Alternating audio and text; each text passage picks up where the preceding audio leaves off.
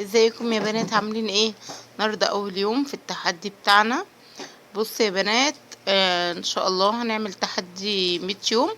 انا اخدت الفطار، الصور معلش اتمسحت. اخدت نص رغيف عيش، واخدت حوالي 3 معالق فول، وجنبيه جرجير. بعديها بساعة ساعتين اخدت اللي هي كوباية شاي بمعلقتين سكر. بعد كده كان الغدا. طبعا ما عرفتش اخد يعني اكل لوحدي، فصورت لكم في اواخر الاكل. احنا اتغدينا مكرونه محمره ولحمه. فاخدت قطعه لحمه وحوالي 10 معالق مكرونه. تمام، كل واحد يا جماعه على حسب وزنه.